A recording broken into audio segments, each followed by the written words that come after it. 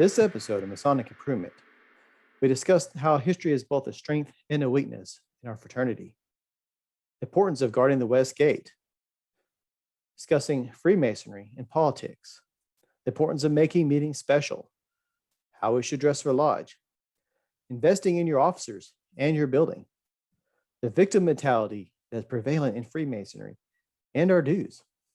We have a very well-rounded conversation for you today. I'm your host, Justin Jones, and welcome to Masonic Improvement. Before we get started, I'd like to give a shout out to Brother Francisco Garcia, the past master of Hidalgo Lodge, number 1036. If you liked his tunes, I'm going to include a link to his SoundCloud and his YouTube channel. Be sure to go by and check him out and show him some love. My guest this evening is a brother that needs very little introduction to many of you. I present to you the Guru of Goliad, Brother Dennis Yates. Thank you so much for coming to my show today, Dennis. Thank you. Glad to be here. So let's just get right into it. Tell me a little bit about your Masonic background.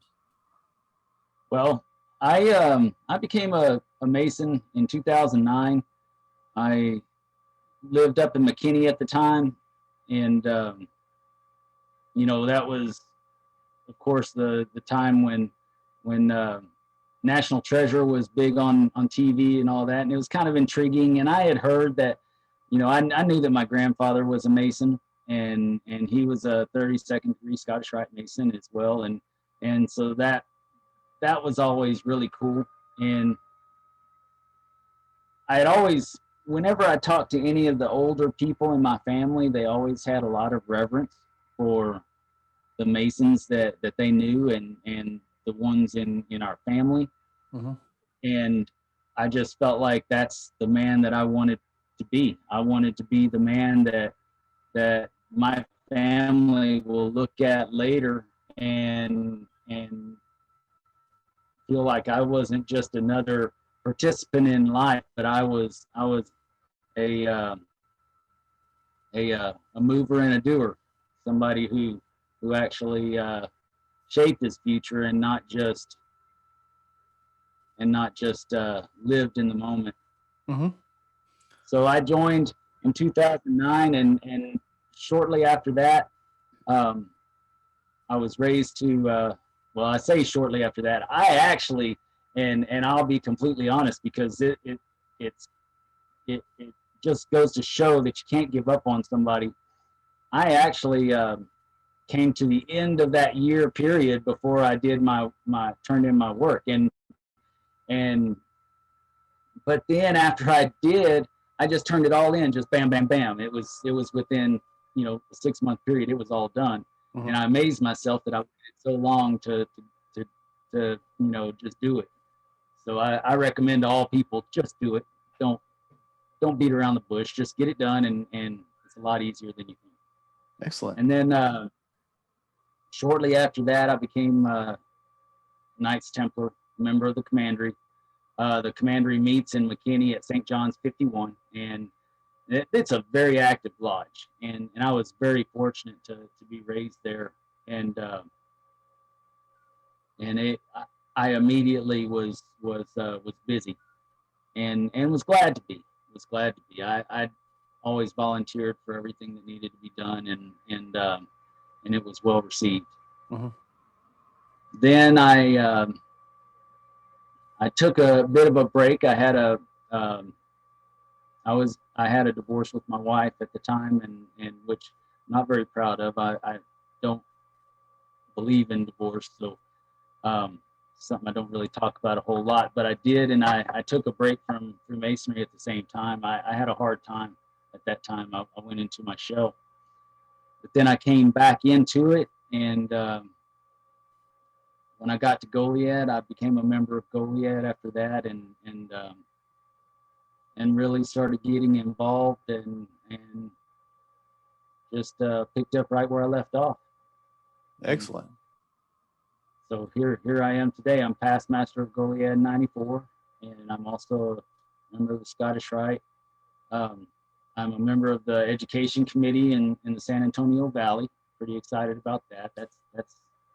That's always a fun time. And and I'm also a member of AMD Council, the King Solomon's Sword Council at Army Council in San Antonio.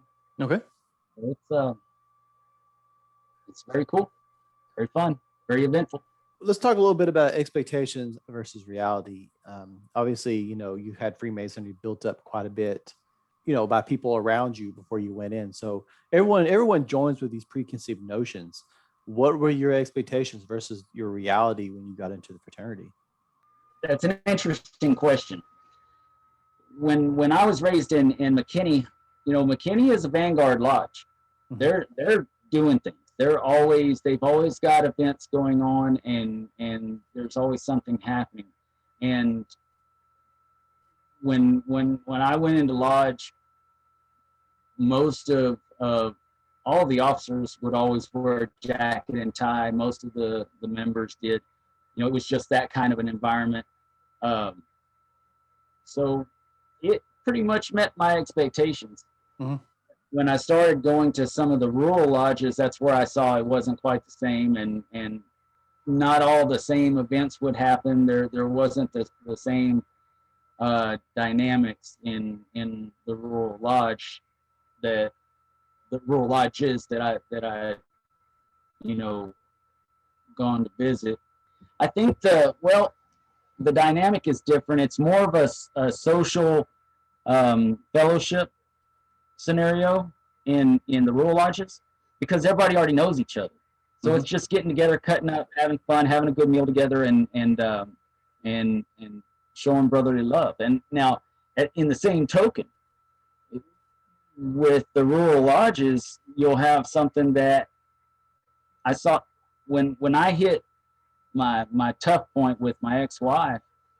I had two members that came to me and took hold of me and said, I'm here for you, brother. Whatever you need, this is it. And they did. They took care of me, and I'll never forget that. But here in Goliad, for instance, when we had that big freeze just not too long ago, I had a brother that came by to check on me that I had a generator and everything going, but my heater had given up on me, and so it was kind of a tough time. And he went and grabbed the heater and brought it over and told me to keep it and whatnot. And it's just that kind of a dynamic. We check on each other more. We see each other more. We're more involved in each other's lives. It's just a little bit of a different dynamic. Interesting. But as far as my expectations with both of them, I didn't really get the education that I was looking for in the allegory and the mystic nature of our fraternity. So that's the only thing that I really see falling short in most areas, or at least with me, with my experience. Okay. You mentioned that you're in Scottish Rite and York Rite. Which do you prefer? What's your favorite? Pick your poison. Putting you on the spot. Well, I joined the York Rite first because my mother's maiden name is York. And so I felt like that was probably a natural way for me. And plus I was Christian, and everybody said that followed more of the blue degrees, and then the Scottish Rite follows more of the red degrees. I love them both. And I think if anyone joins either one of those and actually puts some effort into it to learn what they're doing and learn what they're a part of, then because we can blame the lodges all we want to, we can blame the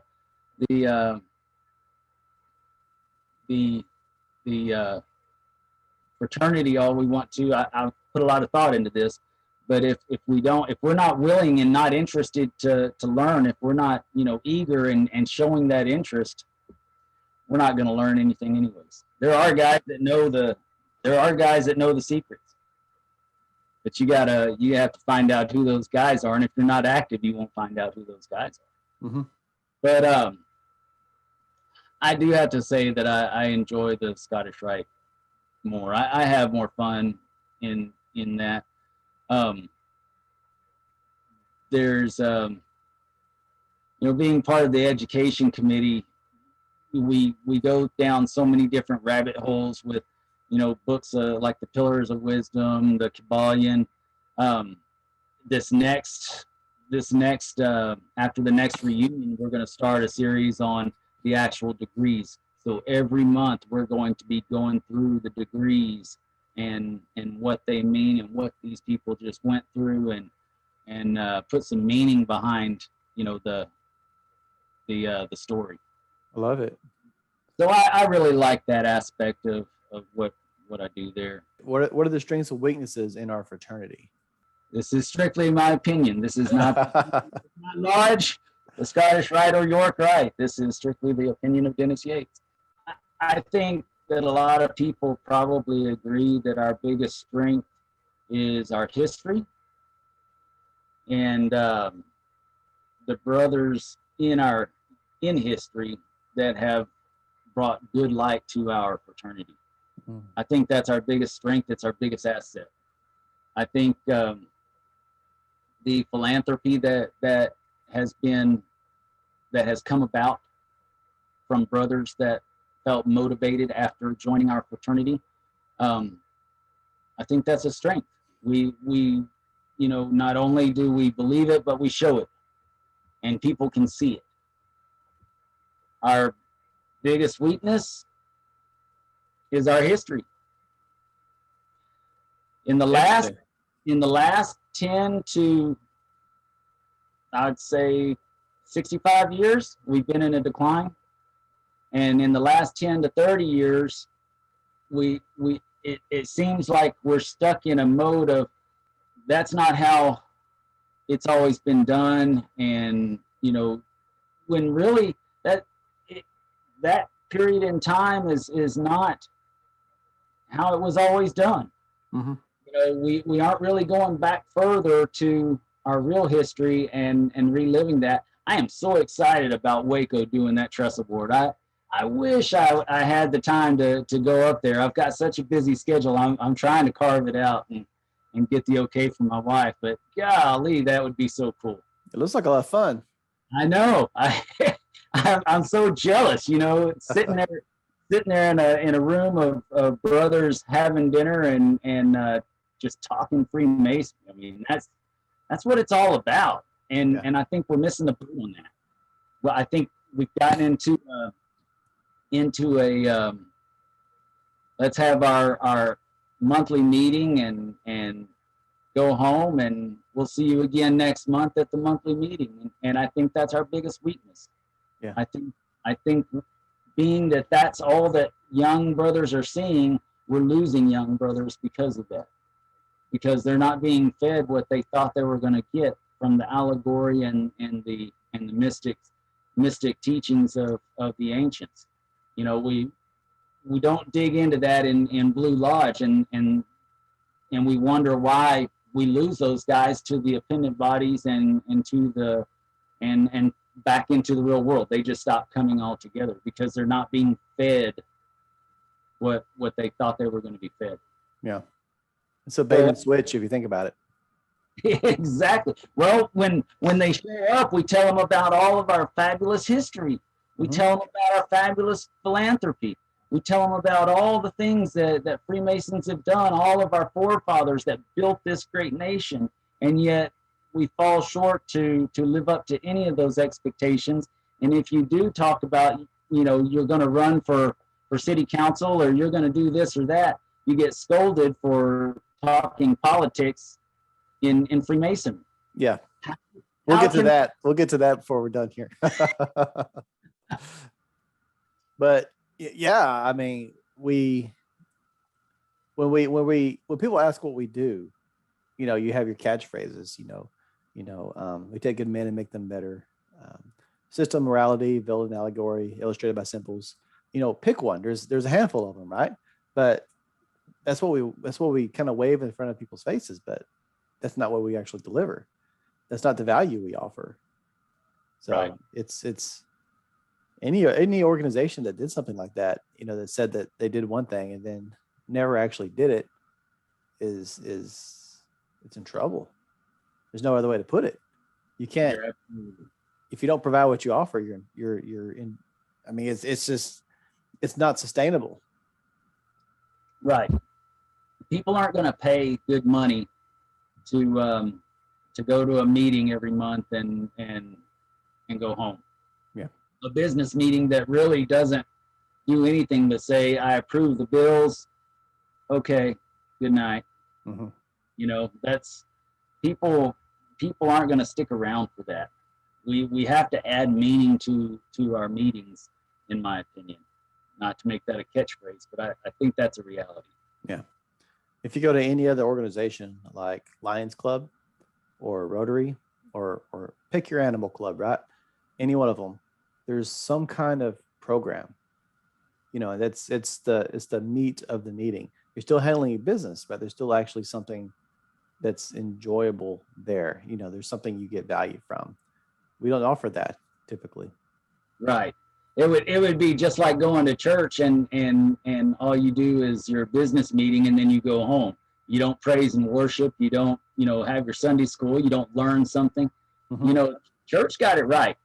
There was one of my favorite Masons, and I'm not going to mention any names or anything, but he said, the first business of church is staying in business. Yeah. The second business in church is worship and learning about God. Mm-hmm. And now this is a past minister.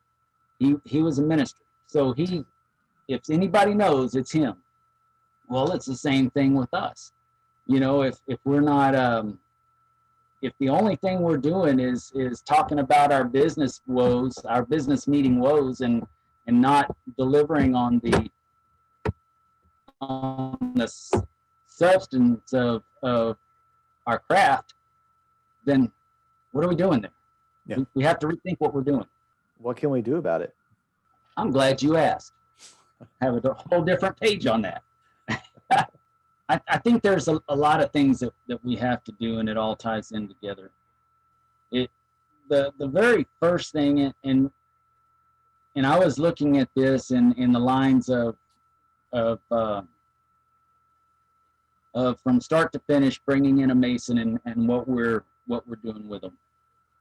The very first thing is guarding the West Gate.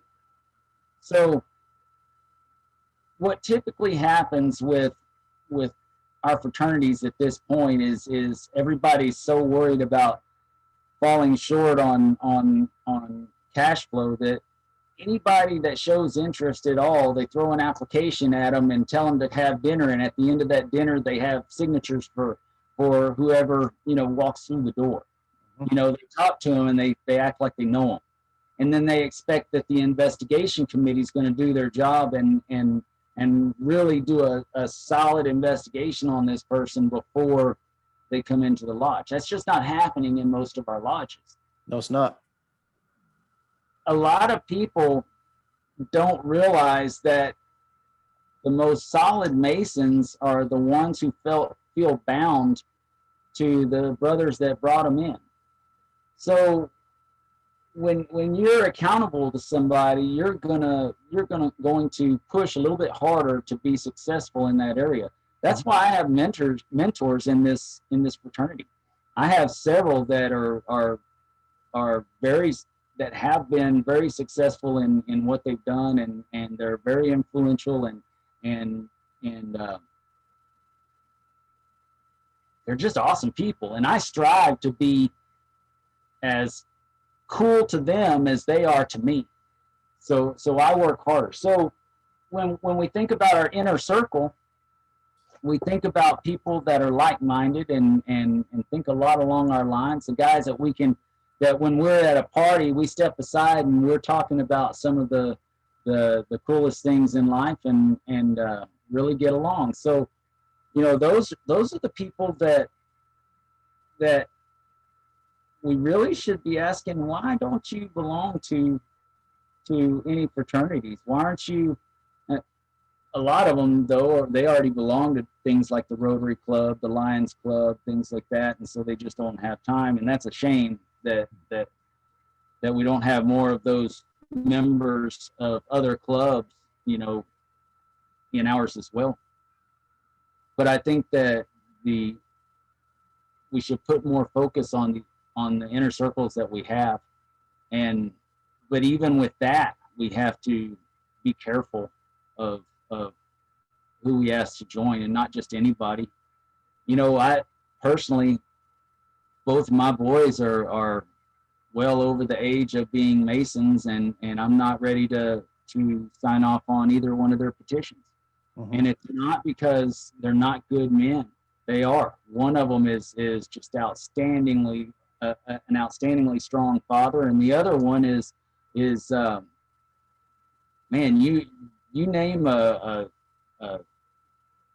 social happening in this world right now, and he's all a part of it. He's you know he is woke. Oh, But they're so intelligent though that you know they just absorb everything and remember everything so well, and they're just well-rounded guys. mhm. But I don't think that they can support our fraternity. They're See. they're not at a point in life that they can afford all the Freemasonry that they want. And I just want to wait until I don't have to have that concern before I sign that petition. I understand. Because I want our fraternity to be strong with people that care enough to not only show up but support our fraternity. That's number one.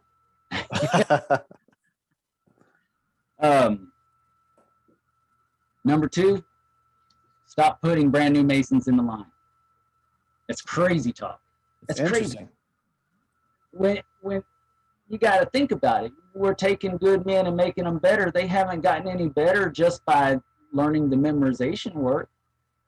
All they've done is learn the memorization work. They hadn't even learned why they did what they did. Mm-hmm. So that's what they should be doing right after they finish. When they're newly raised, when they become a master Mason, we should have some kind of program to shift them into to really dive into what they just came out of. Yes. I think that would be the best thing for our fraternity. And not only would it support the interests of the allegory and the mystical sense of what we're going through, it gives them a better reason to keep their lips closed. To not, just blurt out and talk about, and try to defend Masonry so quickly or what have you, or, in any scenario, they understand the importance of those secrets that they've just learned. That's kind of my take on that. Let's see. Number three. Go ahead. I was gonna say there's definite value in something like that. We've actually been discussing it at a local lodge. I'm not a member there, but it's a lodge that's dear to my heart. And really, the problem that you see is even if you have really well-meaning brothers such as yourself that have an idea, this is how we need to structure things. You're always going to be competing with the norms of that lodge, which may or may not, obviously, usually not based off our numbers, right?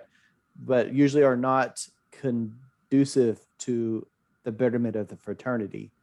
And you need some kind of, I would almost say like a structured course that you sit down with the new masters after they're done and say, look, this is, here in Texas, we have, what is the program? Like the all program or the light program. You can incorporate that into it. You can incorporate like guarding the West Gate, what every officer is supposed to do. And I know that's spelled out for you when you're installed, but so too often it's in one ear and out the other, and no one ever thinks anything twice about what they said they're going to do that year. And so have that structured, like this is how we do things here, and this is why. That way, there is no misunderstanding. Where if an older brother says, no, let's just go ahead and sign it, let's go ahead and sign this petition for this guy that just showed up. The new guy's gonna, he's gonna kind of look at it a little sideways because he was taught formally that that's not how we really do things. And I think that's what I think you're dead on something like that. We have to combat those norms. And that's probably the best way to do it is some kind of actual structured, unified approach. Right.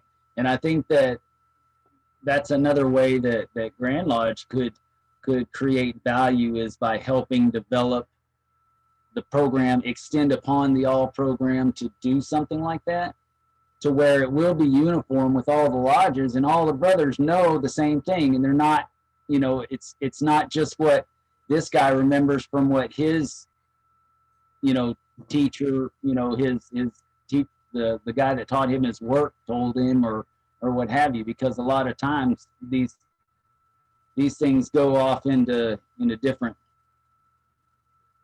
stories than what actually is. Yeah.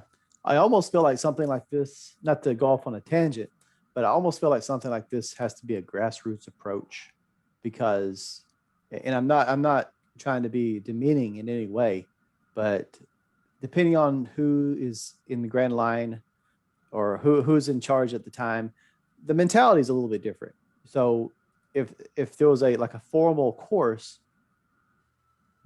they, 1 year might, one grandmaster might have a little bit different perspective than another grandmaster. A good example, just to give you some insight why I say that, is a couple of years ago I wrote a loose guide on how to actually investigate candidates based off a guide that was from the secretary's database. Now it's not an official Grand Lodge guide, right? But it still caused some real discontent among some brothers that perceive that this is being presented as the Grand Lodge's actual stance on how to do things. So it's a fine line, but if and what works best for one lodge might not necessarily work best for another. But if it was if someone was to create it, and like I said, I'm probably trying to work on that with some brothers, but other lodges could take it and easily adapt it, based off how they run things, I think. Well, if you're working on that, I'd like to see it. Okay. I'd love to see it. It's all in concept right now, but it's something that's fine. I understand, but that's what's interesting though is that you say that you talk about the Grand Master and his ideals, in his year. Mm-hmm. It's the same thing in our lodge. Yes. So everybody's so quick to fill the seats in the lodge so that they always have a new master for every year. I'm not opposed to having a carryover for a master every once in a while. Let him go 2 years, and that way he can get some things accomplished, and then let the guys after him get prepared to take it from there. I'm not opposed to that. It's really interesting. There's a preconception that your lodge must be unhealthy if you're doing something like that. Right. If someone has to stay for 2 or 3 years, they kind of it's like, yeah, I was marshal master for 3 years. It's pretty rough over there. Well, not necessarily. That shouldn't necessarily mean that it's rough. You have a good marshal master, and right. Anyone that's sat in the East will tell you, by the time you get the hang of what you're doing, what comes around? Election, right? And then you're done. So well, that's what I tell people is I loved my year. I would love to continue on because there's so much that I didn't get to do that I wanted to do. Mm-hmm. But it is what it is. Yeah. But I think you're absolutely right. That's by the time you learn what you're supposed to be doing, then it's time to go out the door. Yeah. So what's number 3 on your list? Sorry, I know we went kind of off on a tangent there, but it was some interesting conversation. Religion and politics. Number 3. Okay. So everybody says, we shouldn't be talking about, religion and politics is a no-no in the lodge. Well, it is a no-no in the lodge room. But talking about philosophy and spiritual matters, that's not anything against Freemasonry. That's what Freemasonry, golly, that's what it was founded on. politics was what it was founded on. It was getting out from under the tyranny of the oppressors of England, the kings and queens in every country at that point. But getting out from under that oppression and being able to talk freely about your spiritual ideals and philosophies and actually question why it is the way it is, because the ancients thought it was one way, and of course it evolved over time, but why did it end up this way? Why didn't it end up this way over here? Why aren't we talking about that stuff? That's cool stuff to talk about. That gets my blood pumping, that's exciting. It's really hard to imagine the United States as it is today if brothers weren't talking about politics at one point. Granted, they probably weren't talking about it in lodge, which is understandable, but there had to be conversations taking place. Those brothers that coordinated some pretty drastic things at the time, that kind of helped us shrug off Britain and form our own country. And that wasn't done. It had to be done in secret. Yes. And it wasn't done,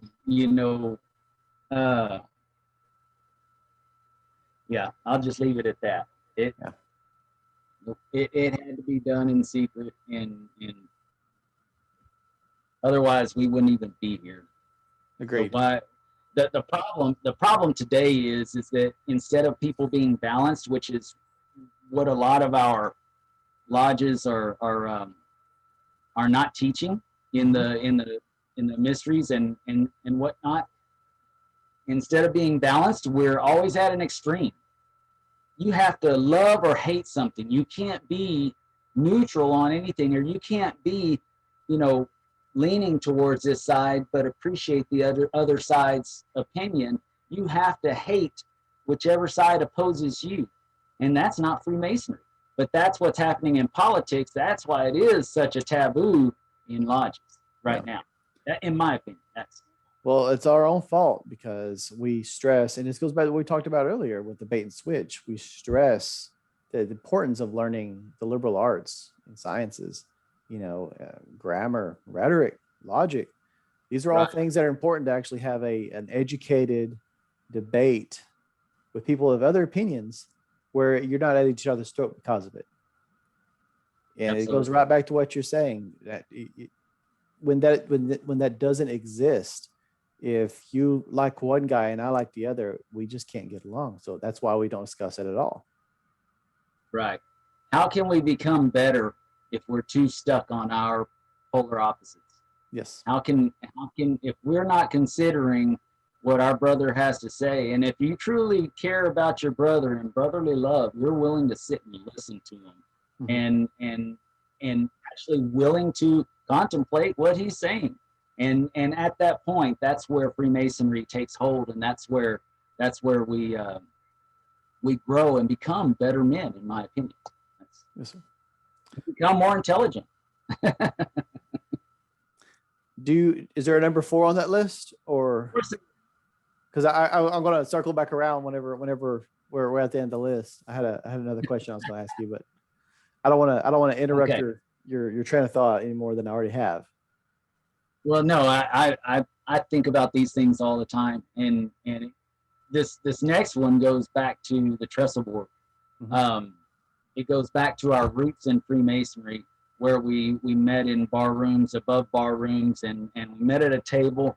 We drew out the trestle board in chalk so that we could wipe it down with water and get rid of it, so that everything that we did remained a secret. So of course we don't have to do that today because we live in America, but how about during our dinner time? Number 1, serve good food. Bologna sandwiches don't make it. The last thing you want to do is have a new Master Mason come in and eat bologna sandwiches. I've seen it in lodges. It's sad, but they're doing better now. So I'll just. So, are you hating on spam tacos now? You gotta say there's a place in my heart for spam, as long as it's fried. You know, if you don't fry it up, then there's something wrong with you. But the lodge is a temple. It is a temple. It's always been a temple. From day one, it was considered a temple. So when you go in to eat and get ready for a meeting, get ready for a degree, whatever, make it special. Have a speaker while you're having dinner. You know, why not throw in that education during that time? You know, and you know, we all fellowship at different times, even before dinner while we're waiting for everything to be served, we sit around and fellowship. Why not do that, you know, beforehand and then have a speaker during dinner so that we can learn something before the meeting? Make it special and serve good food. And it doesn't have to be 5-star restaurant food, but it, you know, something better than green beans every month, you know, that's a plus. Yes. Having a variety and having good food is important in my opinion. That's that point. That's all it is. Just have a speaker while you're eating. Do something different than what we're doing today. Well, it's an excellent point, though. Now, along with good food, I have to say, this one's a tough one here. Spit it out. We're all good here. In the same reverence that my grandparents talked about my great-grandparents and great-great-grandparents as Masons and whatnot, I hold the lodge in that same reverence. I hold my brothers in that same reverence. When there's certain brothers in this state that I visit with on a not so regular basis, that I truly hold them near and dear to my heart, and they're my true brothers. And we show up and we meet each other for a dinner or something, and we're always dressed nice, we're looking good, we're feeling good, we're talking about intelligent subjects, we're having a good time. When we go to lodge, dress the occasion. It's more important than just, you know, getting off the tractor or you know, coming home from working a 8-hour shift and, you know, elbows in grease or whatever. And I get it. I know sometimes it's hard, and some members, sometimes it is stressful to get to work or to get to lodge, and they do that. But if you can come home and take a shower and put on a different set of clothes, you can come home and put on a suit or at least a nice dress shirt and something that looks somewhat pressed or what have you. You know, something that looks good.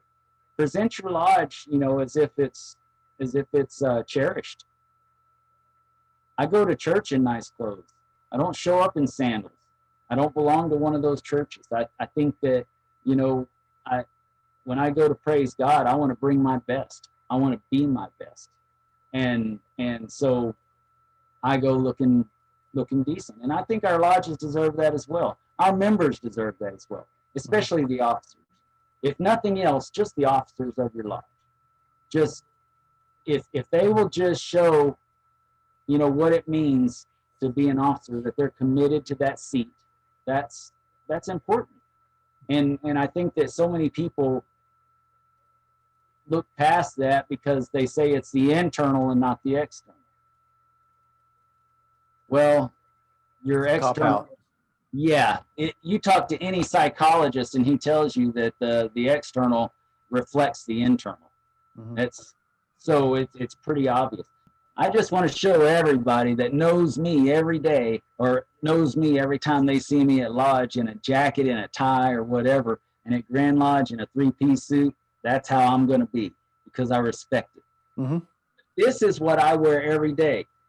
This is a Dickies shirt. I wear it every day, even when I'm not working. That's what I wear because I'm going to be working at home. I'm going to be doing something. I work on our rental properties. I'm mowing the grass. I'm doing whatever. I wear a uniform every day. But when I go to lodge, it's special.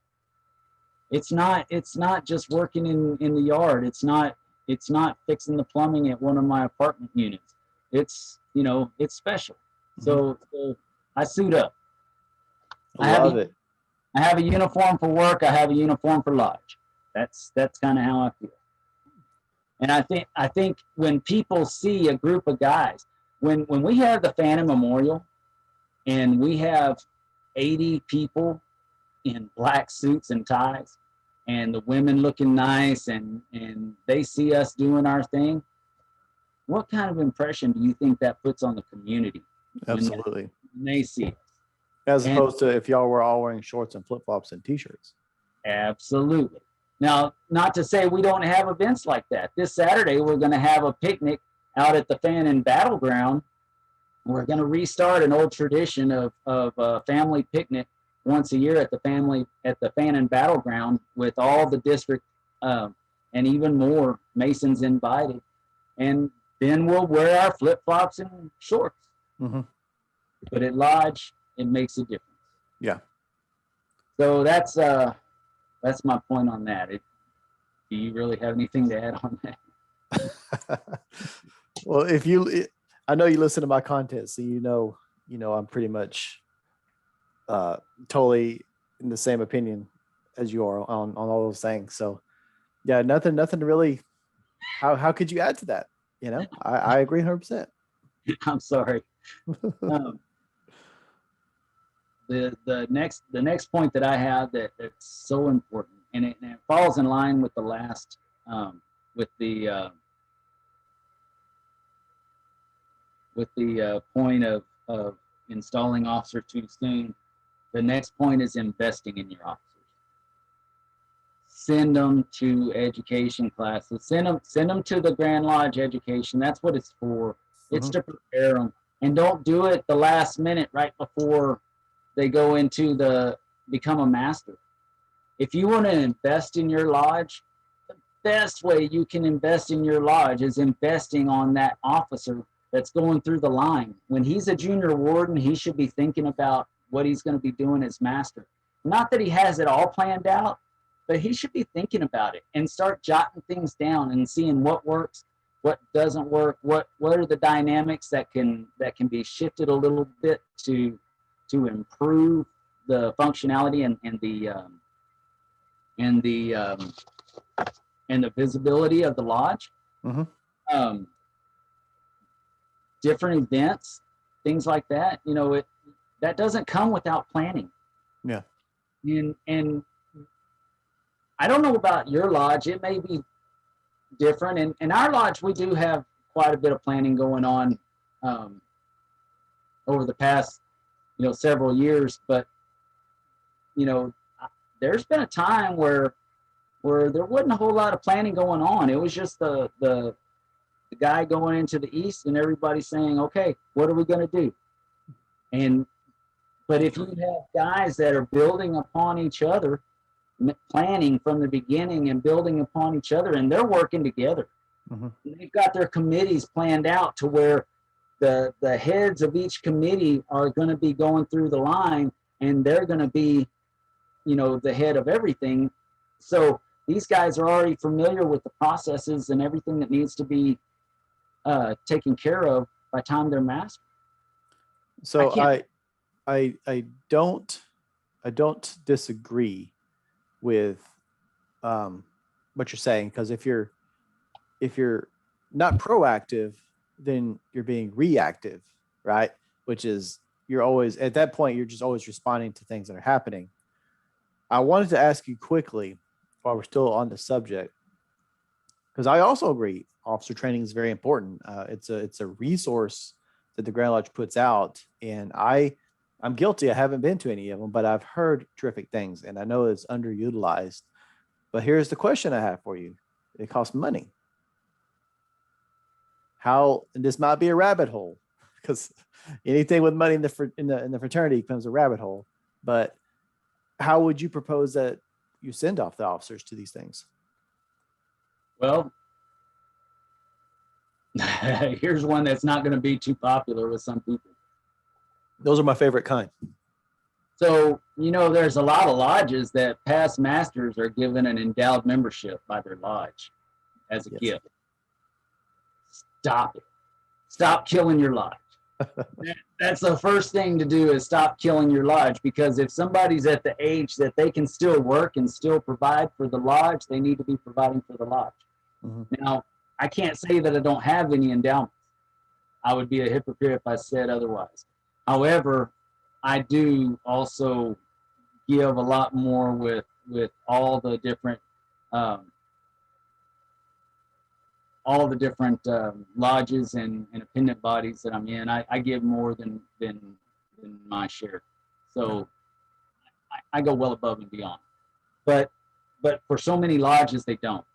So instead of giving somebody a $500 endowment, you can send 2 officers to Grand Lodge training.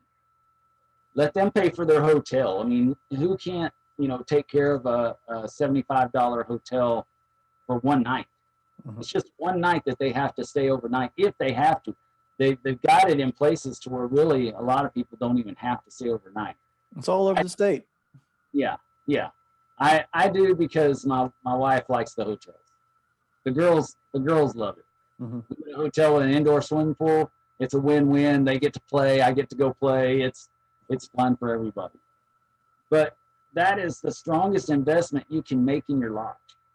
If you can't find that money for your lodge to invest in your lodge, then you're already in a cycle, a negative cycle that you may not recover from. And That's powerful. That's very sobering to think like that.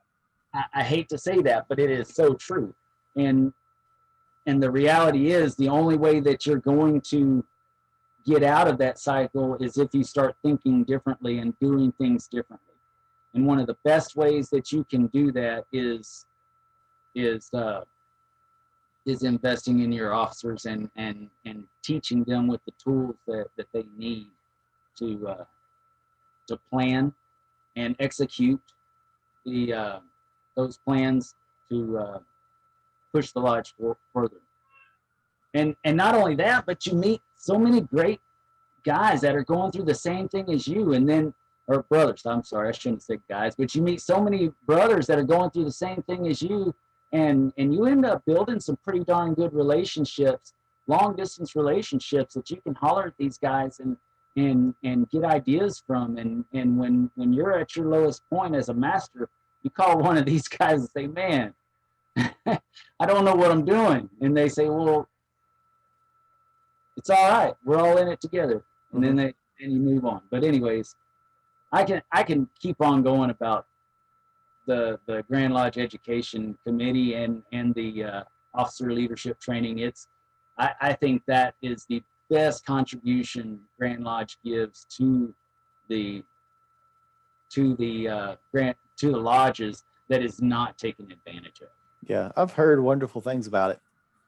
It just rolls into education for the lodge, having different programs to educate people. One of the main reasons I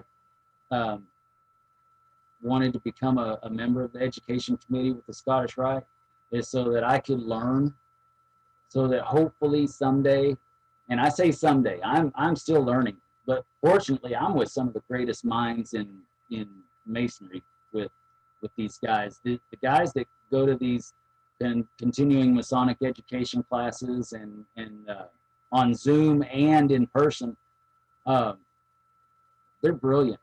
And the things we talk about are priceless. And these are the things you can't talk about with your family. You can't talk about it with just your Joe Blow that you work with or what have you. These are pretty deep and intellectual things that you talk about. I want to be a resource to my brothers down here, hopefully someday, and be able to give these talks. In the bigger cities, or lead these discussions, I should say. In the bigger cities, there's a great pool of members that are so intelligent and have so many good things to say and can motivate you and strengthen your attitude and your excitement about lodge. And I think that there's so many rural areas that are missing that. It's kind of tucked away, and and it's a different dynamic. But we need more people to learn how to, you know, be a part of these discussions and create these groups so that members will know a little bit more about what they belong to. Give them a little bit more ownership in who they are and what this fraternity is. That's great. I I told you before. I mean, I totally agree with everything you're saying. I'm sorry. But yeah, I mean, those are all terrific points that you make. The next one, I know it's the same thing. It's invest in your building. If you notice, everything that I'm saying is invest, invest, invest. You gotta, and it goes down to dues. It goes down to dues, guys. We gotta pay the price to keep our fraternity alive and relevant, and not be the eyesore in the neighborhood.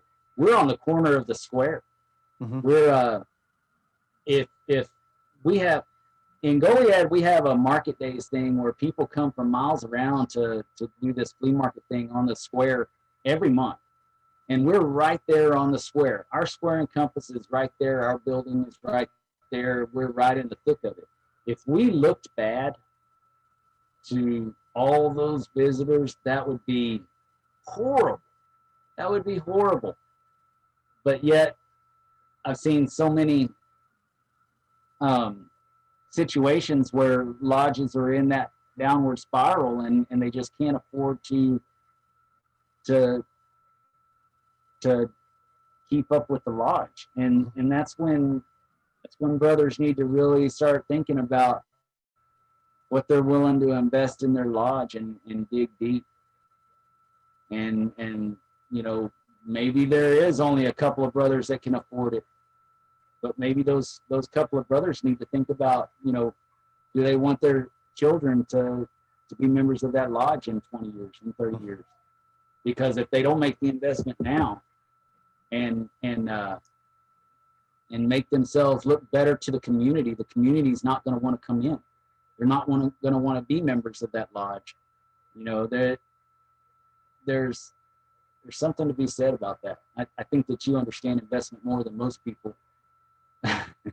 Real quick, what I love about everything you're saying, and I was actually going to talk about this later, but it's so relevant right now. It's worth pointing out.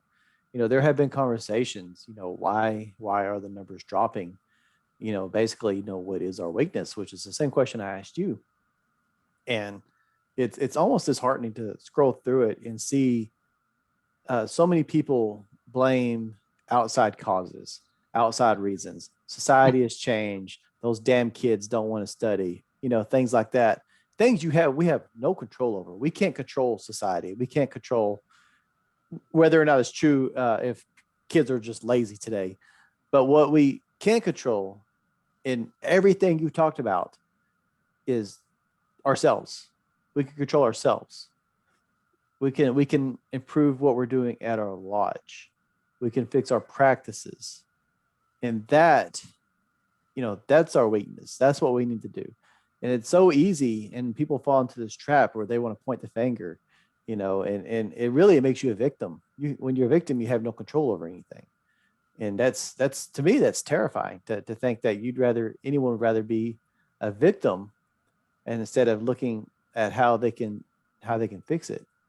So, you know, hats off to you for, I'm sure it wasn't intentional. It's just your mindset, but hats off to you for approaching it from that way. Right. That is the most horrifying thought, is that I would live as a victim. And because if Freemasonry is a victim, it's just doomed to die. Yes, we could do nothing about it, so it's just doomed. And that's with anybody. Look at your generational poverty. That happens because people want to play the victim so they can collect the checks. And I'm not saying that everybody that is on welfare or social services or whatever. That's not what I'm saying. I'm not downplaying the need for those services in our society. What I'm saying though is that it is a real thing that there's generational poverty where people they grow up learning to live off the check, and the more children you have, the more your money is, what have you. It's the same thing. In Masonry, when you live as a victim, all you can do is spiral downwards. There is no growth. There is no nothing. There's no respect. You lose your respect from the community when you're living in a victim mode. How dare anybody say that they're not masters of their own life, of their own future, of their own environment? Mm-hmm. Everybody is. I hate the term. Okay, this is going to be a bad one too. I hate the term "we take good men and make them better." Okay.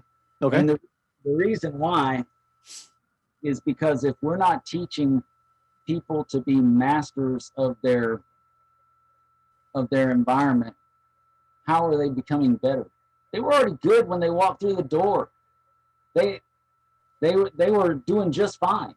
Mm-hmm. They came to us to become better, and we're showing them how to be a victim. So we're showing them how to be defeated. Yeah. We're showing them how to, hopefully scrape by in the next 20 years. And that you see it on the internet and everything. People are projecting that, American Freemasonry will be gone in by 2040 or whatever. I read that today when I was looking for some statistics that I wanted to throw out, but I decided not to throw out the statistics. But that's one of them, but I don't think that's the truth. It's going to be different, but it's not going to be different. I agree. So that brings me to my next question, since you it launches it very nicely. Where do you see Freemasonry within the next 10 or 20 years? I do see a lot of lodges strengthening and growing. I see we see it right now. We've seen it steady for several years for several lodges that are getting strong and whatnot. But sad to say, I see the overall Texas membership shrinking. Mm-hmm. I see the quantity shrinking, but I think the quality is going to improve. And I can tell you with all certainty, as long as this man's alive, Freemasonry will not be gone in America. I can assure you. And I know that you feel the same. And I know that there are a bunch of other guys in our fraternity, in Texas especially, that believe the exact same thing. And they're Absolutely. willing to put their money where their mouth is. Yes. And so as long as we have those brothers that don't give up and they keep striving for excellence and striving to be a better Mason than the Mason they were yesterday, then we're going to be fine. Mm-hmm. We'll just have to restructure and it's a lot like a business cycle. There's business cycles that and there always is, where you hit your peak and then you sit on those laurels that got you there, and then you start slumping down until you come up with the next big thing, and then you start increasing it again. So I think, yes, we're on a downward slope on the business cycle, but I think it is going to concentrate the quality of our fraternity. I had a few questions. So for those that aren't in the Texas Freemasons group, Dennis and I are both on there. And whenever I see Dennis has made a new post, that's directly what I go to, because you are very good at creating thought-provoking posts. Sometimes they're probably a little polarizing, which I don't think. I mean, I've posted plenty of polarizing things. I think those create some of the best conversations. But there's a few things that you posted that I just wonder if we could dive a little bit more deeply into, because I think they provide quite a bit of value. And some of these things we've already brushed on. So we might not go as deep as it might have originally called for.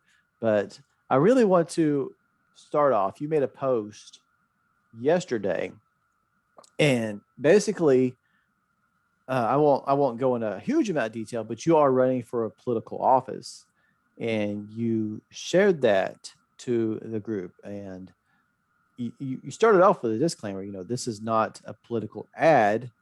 You just wanted to show it as a testament to Freemasonry. Um, I wonder if you just talk a little bit about that. First of all, what do you mean as a testament to Freemasonry, and and then just kind of your thoughts on the feedback you got. I know you got some positive feedback, but it was pretty divisive, I think.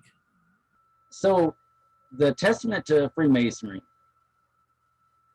the leader I am today is not the leader that I was 20 years ago before I became a Mason. You know, throughout throughout my journey in life, I've owned several businesses. I've done a lot of things, and some of them were great successes, some of them were great failures. And Freemasonry has developed my attitude and helped me to understand the dynamics of a volunteer society. You know, our lodges are all volunteer, and it's hard to tell somebody to do what you want them to do. You have to help them buy in. You have to help them, you know, see the big picture in order to get what you want to happen.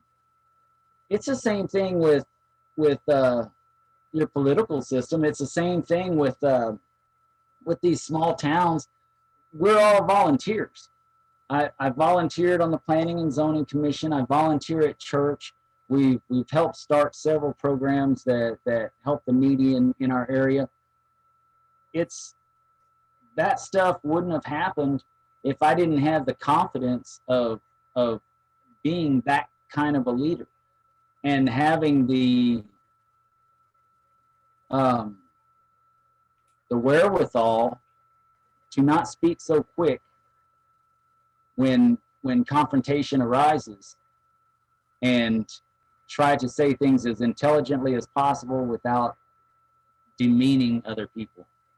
I can tell you sometimes I can still take jabs, and I'm human like everybody else, but I do try to carry myself with an even kill attitude, and I am actually open to hear other people's opinions. There have been times that I've posted on Texas Freemasons, and then later on somebody said something. I said, "Oh, well, you know what? I agree with that," and told them, "Okay, you made a solid point. We should all be better at that." Mm-hmm. In fact, that happened in a different post yesterday. Interesting. That I had a stance that I had, and I strongly believed in. I always strongly believe in what I said, but I'm not closed off to listening to somebody on the other side of the table and trying to come up with the best solution for everybody. Yeah. So that happened through being a master of a lodge. The dynamics of being a master of a lodge and wanting to do so many things during your one and only year, it's so difficult when you've got so many people that are used to doing things in so many ways, and you got to get the buy-in, and you got to know who to get the buy-in with first, and then you go down the line from there. And if I hadn't learned that, I wouldn't have the support of 80% of the local government going into this position. Mm-hmm. They see those qualities in me, and I can attribute that directly to Freemasonry. And I think that everybody should know that, because that's what Freemasonry has to offer when it's done properly. Yeah.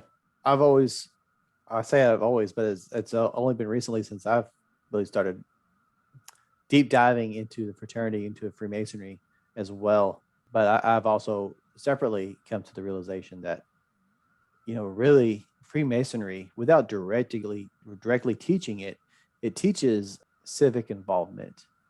And if you look again, we're talking about history again, so that's a strength and a weakness. But if you look historically, if you look historically, at the people that we put on the pedestal, like George Washington and Ben Franklin, and all these other Masons that were founding fathers and so influential, not just the United States, but here in the formation of Texas, these people were all statesmen. They were all heavily involved, and they were jacks of all trades. They wore a lot of different hats, and I think that's because they knew as moral, strongly moral people, that it's important to step up and lead, because if you don't, someone else is going to, and they may not be the best person for the job. Right. They may lead you in the wrong direction. Yeah. But what about those responses? Because sometimes it was very positive. Other times it's a little bit disheartening just to kind of see. For some people, it's a very black and white approach. If it's political at all, it just has no place whatsoever. Right.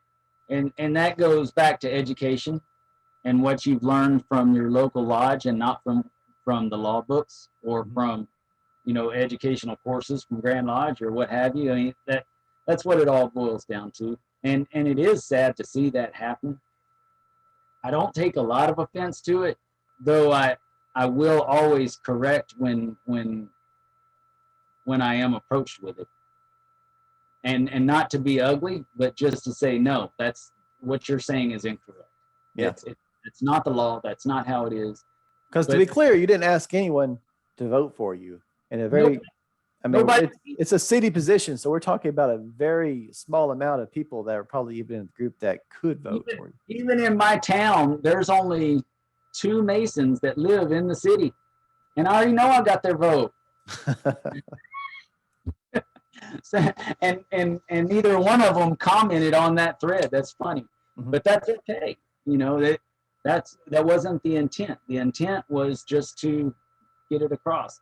And now I am going to take a little more of your time and tell you where the history of Freemasonry has pushed me along in this as well.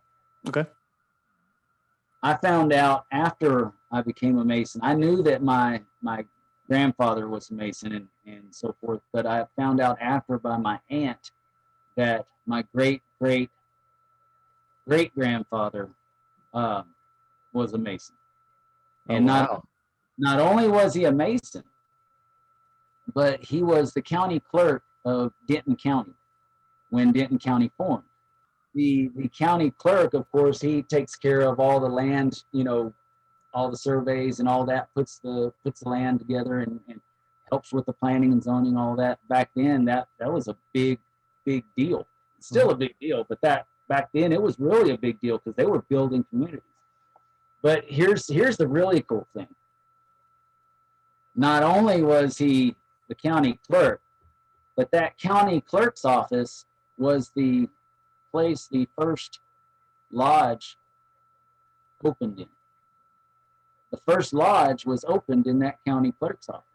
Interesting. So come to find out, my great grandfather came across the Red River with Sam Houston. Later on, yeah, that's kind of cool. That is. Later on, he rode down to South Texas to get the charter for the lodge in Denton, Stanfield 217. His last name was Stanfield. I never had an idea. It was my grandmother's grandfather. Wow. I had no idea. That is amazing. And his name is still on the side of that building, WWO Stanfield. And it's so cool. And the history of the lodge has shifted and changed, but just knowing that my grandfather, my great-great-grandfather, my relative from way back, made that journey to Texas. He chose to come to Texas. He chose to be the county clerk. He chose to get the charter for the lodge. He chose to to expand Freemasonry in the area. Not only did he help that area, but he also helped other counties in that area open their lodges as well. It's all documented. I don't have the official documentation, but I've read it, and it's pretty cool. It's pretty exciting. So it is. So who am I to ride his coattails? Who am I to say I'm some great master mason? I'm cool. I've got all these accomplishments. I got all these cool lapel pins. If I don't do a damn thing with it, excuse my French, if I don't do anything with it, who am I to say that I'm a master mason?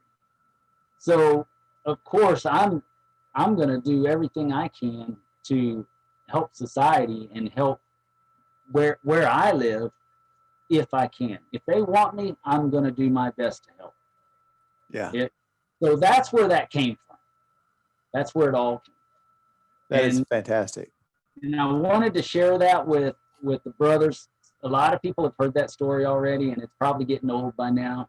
But for me, it's as real as waking up in the morning.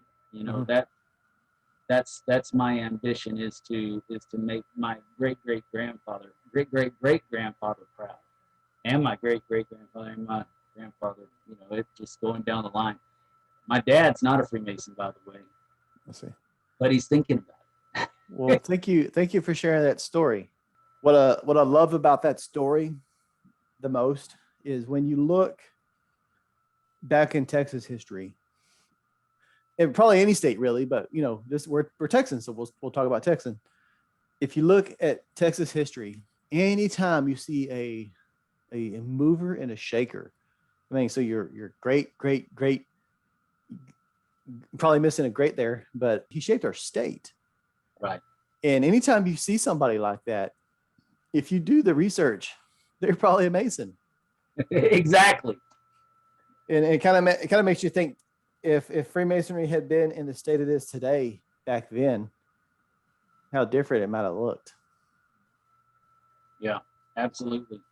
And you know, going back to that, and you know this already, and so do most of the members that listen to this, but if there's any new members out there that don't know this, you know, all the first churches would convene in the lodge. The lodge was built, and then they would loan it to the churches. They would loan it to, you know, to different organizations to get started. And not just one church, but any church that needed it. Once one church was done, they'd build their building, and the next church would come in and use the building for a while. That was a common thing. In our lodge, it was the picture that's at Grand Lodge. When you look at it, on the front of it, you see the square and compass at the top, but the bottom says City Hall. I have to look for that next time. City Hall. Wow. And you know, that's another, I didn't touch on this earlier, but you rolled into a very important positive in history. And this is why I know that Texas Freemasonry will not go away, no matter what happens in any other state. And I'm sure it's going to happen. It's the same in any other state. There are so many generations of Masons that come from those shakers and doers, that know that they come from those shakers and doers.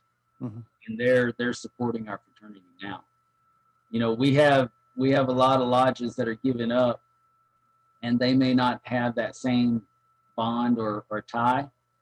But I can tell you, the guys that I see that are going to all the other lodges around the area to support them and strengthen them, those are the third and fourth generation, fifth generation Masons that know where they come from.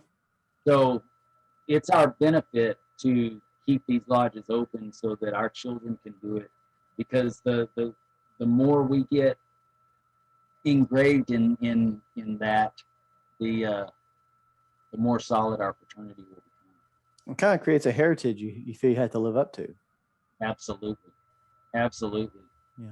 You know, you never see, well, I guess you do kind of see it, but in some areas you hardly ever see the son not try to live up to the expectations of the dad and taking over the family business and whatnot.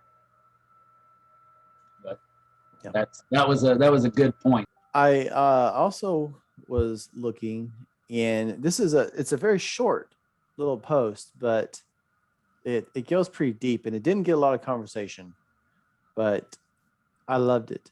So commit to funding the vision, not the need. Will need to find more people willing to dig deeper. If your lodge does not have one, get one. And then you went on later in the comment, and I'll kind of just paraphrase it. But if you are asking for caviar dues and keep serving bologna, then people will not get behind you. Let them know this will pay the bills, and you'll have enough to put away for purchasing raffle items for the fundraiser and such. So, what I really like about that is the opposite is true as well. If you ask for bargain bin dues, then you can never raise the bar either. So I was just wondering if you could just kind of let us know where was your mindset coming from when you wrote that. I am a firm believer that we should not have raffles and different kind of charitable events and have our lodge as a charity. We should not be raising money to support our lodge. You can't, number one, you can't make a budget on a pipe dream. You don't know what you're going to get from a raffle. You can't make a solid budget for your next year on what you're going to do based on what you hope to get. Mm-hmm. It's just not possible. You can only make a budget on what you actually have. And then well, last year was absolute proof of that. Absolutely. That's a catch-22 that I see so many small lodges falling into. They don't have many members, and they're afraid to lose their members by raising their dues. Mm-hmm. At the same time, they're not creating the value. They're not well-rounded lodges that give a good explanation for why they need those dues.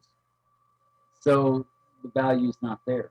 They don't, and I'm not picking on any particular lodge. There's a lot of them that are that way, and even I think that my lodge ought to raise their dues. But we have a stigma that we're going to lose a few people over it. And it's always the endowed members that are saying we're going to lose people over it. They're worried about losing these people that are paying dues. Well, how do you know those people aren't willing to pay that money? We ask for, let's say, $100 to be initiated. So we get $100 for each degree as a degree fee. Those people are willing to pay that. And a lot of times that's all in 1 year. So they're willing to pay it right then, and then then it's time to pay their annual dues, and they say, well, golly, only $50 a year. Golly, what did I get into? No wonder we can't. I think that it's a downward spiral. I think we should support more of our day-to-day functions on dues and not on raising money. I agree. I think I don't think there's a middle ground on dues. I think when someone goes into fraternity, they either expect to pay much more than they do or way less. But there's no I don't think there's really a middle ground where people join and it's exactly what they expect. Exactly. As far as dues go, not without talking to somebody first and then they know what to expect. But I know from a personal perspective, because I have a family history of Freemasonry as well. Granted, I don't know of anyone that built my stake like you did, like your grandfather, but at least my grandfather, starting there. And so I always had a pretty marvelous expectations, and the dues will tell you very quickly if your expectations are correct or not. I think, if you're expecting something fantastic and it's a $50 a year dues, then you know right away something's not correlating here, right? But if you're expecting something that's very mundane on the other hand, and dues are $300 a year or something like that. Well, hey, this probably is a little bit more serious than I give it credit for. Right. And what people don't realize is that your dues should pay for, they should be budget. Part of the budget should be your scholarships and your other charitable events. That should all be budgeted in with your dues. That it shouldn't be something that you're raising money for. You can raise money to make that grow bigger if you want to, but that shouldn't be the basis. Or let's say at least make it the expectation that your dues are going to cover the cost of the item that you're raffling, and you get better success the better the raffle item as well. You make more money the better the items are. We made a record number of we sold a record number of tickets on our last raffle, and that's because we had 5 different guns that were raffled off in the same raffle.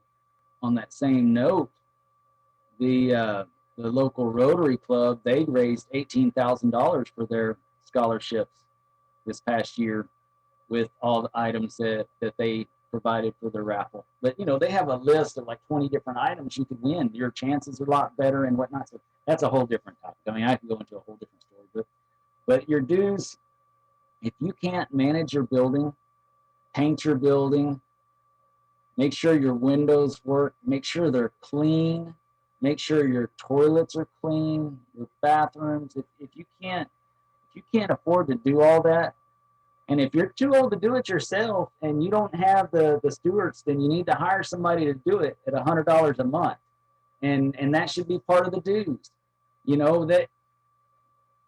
That's actually a good idea. I love it. But it should. It made me start thinking about it. I may donate that money to the lodge just to make sure that it's cleaned every month. Yeah. But if you can't afford the supplies and the normal upkeep, then you're destined for failure. Mm-hmm. And if you get a young guy that's and here's where it all ties in. If you get a young business professional that's coming to your lodge, excited to become a Mason, and they see a lodge that's run like a campground, they're not going to stick around, and their money's not going to stick around. If you're worried about your lodge, and you want top-notch members that are going to support your lodge, you got to make sure that your lodge is supporting yourself first, because that's who you're shooting for is the business class. They can afford it. They can afford it. That's powerful. Well, Dennis, we're going to have to wrap it up. This is going on an hour and a half. It's been a pretty good interview. Sorry. No, it's great. And best of all, I mean, we've talked about politics. We've talked about dues. We talked about endowments, and we talked about dress codes. So I think we're probably gonna manage to piss off just about everybody that listens. So it should be some interesting feedback on this video. But it was a well-rounded conversation. Like their lodges should be well-rounded. Yes, sir.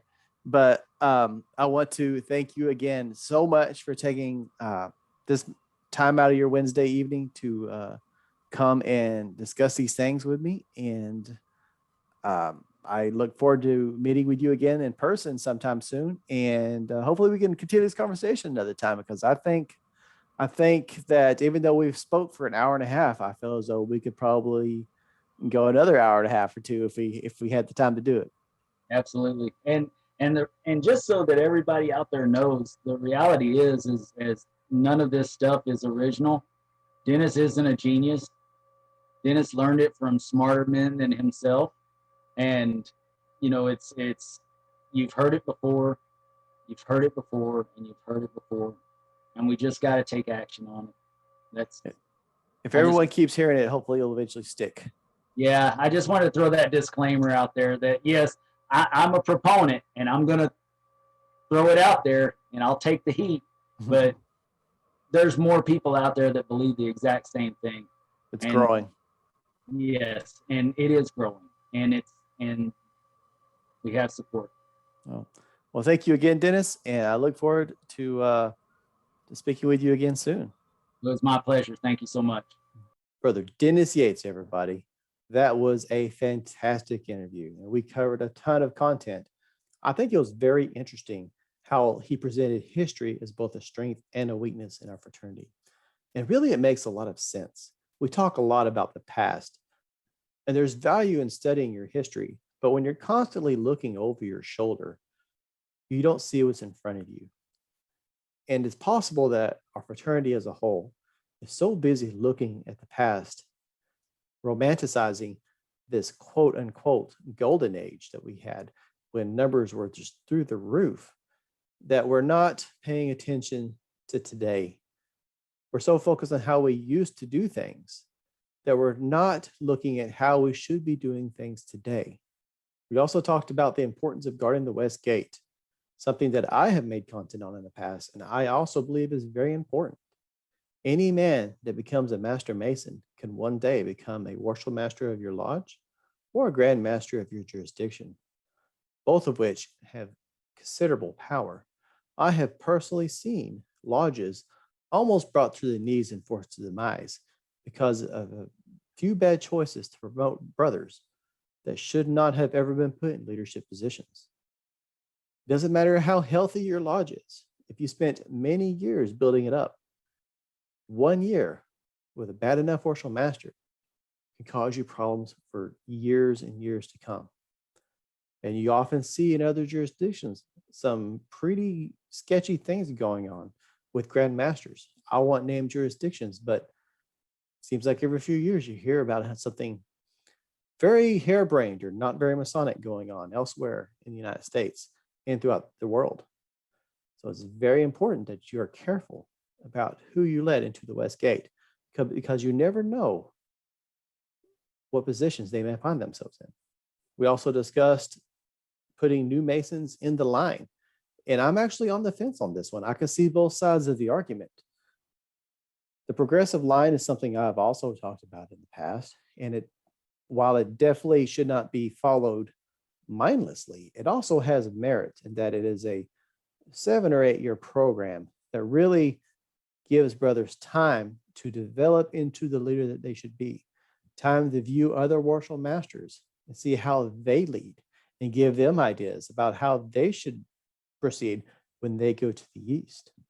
And I get the reasoning why brothers are often put into the line shortly after they become Master Masons, because we want to retain them. Therefore, we put them in positions or in committees where they feel that as though they can contribute and add value to the fraternity and will stick around. However, the question is really, should they be focusing on that immediately after they become Master Masons? Here in Texas, there's a lot of memory work that it takes to get to Master Mason. And often we focus just on memorizing the words, but no emphasis is put on actually learning the meaning. If a new brother is not giving time to actually ponder or encouraged to consider the things that he has learned, then he will probably not find time once he moves into the line. So I see both sides. There's definitely a value in giving a brother time before putting him into the line. However, there is also value in putting them in the line, depending on the lodge's situation. We talk about discussing politics and Freemasonry, and this is something that is very divisive among the brothers. The post in question with Brother Yates was he's running for a city position, and he simply posted a picture of himself. I believe it was one of his campaign signs, and shared it to a Masonic Facebook group. Now, to put it in context, he wasn't actually promoting his position or asking anyone to vote for him. The reasoning for his posting was as a testimony to where Freemasonry has brought him. And as someone who has also grown greatly from Freemasonry, this is, for example, a podcast or YouTube channel like this as well as the presentations I have given in the past and the lectures I do now and giving degrees, actually conferring degrees. This is not something I ever thought I would find myself doing. Oh boy, it's been about 16 years since I've become a Mason now. 16 years ago, I was a very different person. And so I appreciate the transformative powers of Freemasonry. And I also have made a post in the past about how Freemasonry has transformed me since I was originally initiated so many years ago. I understand where Dennis is coming from. However, when brothers see that it is in context of a political position, they immediately assume that he is promoting politics in Freemasonry. I also will go back to what I said originally, that the founding fathers of the United States, the majority of them were Masons, and the lodges were a place where you can meet and discuss things in secret. I don't know that there's any actual evidence that Freemasonry played a direct role in the American Revolution. However, it's almost impossible to say that it didn't in some way, which would imply that politics and Freemasonry at one time weren't so incompatible. I think people have changed in that where we're so polarized now that if you don't believe my same viewpoint, then we can't get along. Now, again, there's no evidence for that. It's just me thinking out loud. Dennis also talked about the importance of making meetings special. And this is also very dear to me. It doesn't matter how many brothers you bring into the fraternity or how excited they are, if all you do in your meetings is read the minutes, go over local and Grand Lodge communications, discuss a fundraiser, and then leave. Nobody is joining for that. Nobody. Who would join an organization just to hear minutes? Nobody in their right mind. It's very important that you treat every meeting like it's something special, because it is. It's a Masonic meeting. There are many ways you could do that. You could have guest speakers. You could have a special program. You could take advantage of the night to confer a degree. There's many options. And the more you do to make it something special, the more people you will retain and the more brothers you will see coming back. That is my firm belief. I have seen it with my own eyes firsthand. I know that there is power in making your lodge meetings interesting. We also discuss how you should dress for lodge. And this is something I do feel strongly about. However, I have not addressed it in my own channel. And the reason for that is that it is very divisive. And I have brothers that I think very highly of that I know will never wear a suit to lodge. And really, I suppose I just don't want to alienate people that are I consider close friends, because I believe it is important to dress nice for lodge. If you want lodge to be something special, and this actually goes back to our previous point, if you want to make lodge meetings special, well, the first thing you could do to make something special is treat it like it's going to be special. And to do that, you dress for the occasion. I know our society has become far more casual than it used to be, but there are still occasions in which there is merit in dressing nice. And in fact, the fact that suits are so uncommonly worn now, it really even makes it more special if the fact is that you wear a suit to lodge. Dennis also discusses how he believes it's important that we invest in our officers and our building. And here in Texas, we have training schools. I'm actually not sure what they're formally called, but we have them every year. And I believe it's for the wardens. There's one for the junior warden, one for the senior warden, a separate one for the worship master. And I think there's also one for the secretary. Now, I have heard different reviews. However, pretty much overall, I have heard that the junior warden, senior warden, worship master programs are excellent. And they do have a price tag that they carry. I don't know what it is offhand. I know it's not cheap. And it also would require the brother to be wherever the presentation is taking or wherever the meeting is taking place for most of whatever day it's going on. So the two barriers you would face is, can he get off for work, and how's it going to be paid for? Which is why I actually addressed that question specifically. I personally believe that the lodge should pay for it, because the lodge should be willing to invest in itself. Therefore, it should just be something that's understood. If you want to go to junior warden or senior warden or worship master, the lodge will pay for you to go to training. However, you are expected to go to training. And here's a list of the meetings. Really, for a large state like Texas, it's actually very accessible because there are meetings all throughout the state. Here's a list, pick one. And if you don't go this year, you're not going to advance. Equally important, if not more important, is the fact that we do not invest in our own buildings. And this is all probably a symptom of my next point I'm going to talk about, but nothing does more harm to our fraternity, in my opinion, than the sight of a dilapidated building, both external and internally, because I have seen lodges that are falling apart from the outside, but they look okay inside, and vice versa. I've seen lodges that look presentable enough outside, but inside they're terrible. I have been to lodges that probably should have been condemned. There was one in particular where the ceiling and the wall was actually beginning to separate. I think it did eventually fall apart in their meeting elsewhere, but there was actually mold growing in the carpet. It was so disgusting. And I can't imagine anyone interested in the fraternity seeing a site like that and decided to go forward with it. Which brings me to the next point we talk about, which is dues. Again, this is not something that I haven't talked about, but if we want to do any of the things we talk about,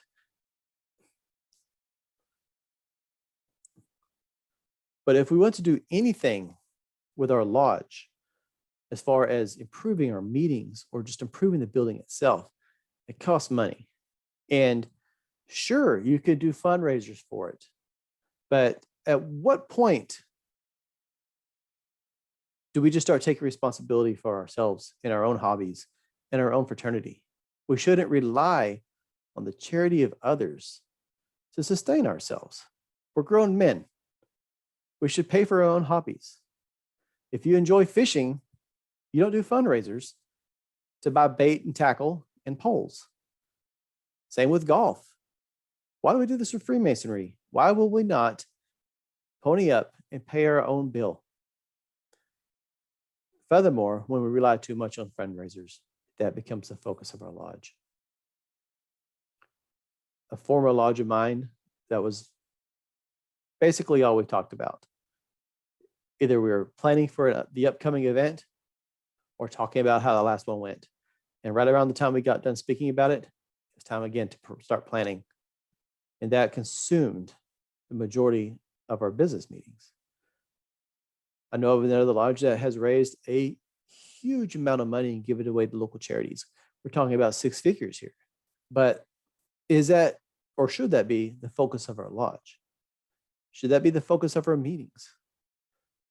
I know different people look for different things in our fraternity, but I personally don't believe that we're a service organization.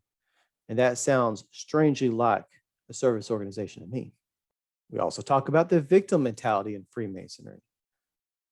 And this is something actually I brought up during our conversation, but it has been a topic in on my mind lately. There was a discussion again in the Texas Freemasonry group, and the question was, why is Freemasonry in decline? And many comments were pointing the finger. They're pointing the finger at society. They were blaming young men today, saying they're just not interested, or they don't have the focus, or they want everything quick and easy. And these are things you can't control. I don't believe they're true, but even if they are, you can't control it. And If the sole reason for our decline is completely out of our control, then Freemasonry is doomed. It has no future. That would imply that it doesn't matter what you do, your lodge is going to die, and then the fraternity will as well. And I don't believe that, not for a second.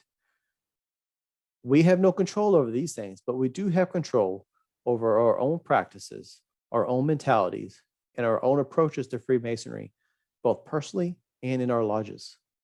And if your lodge is declining in members, there's no point in blaming anybody else. And that isn't to say that it's your fault right now. But if you do nothing, then it is your fault.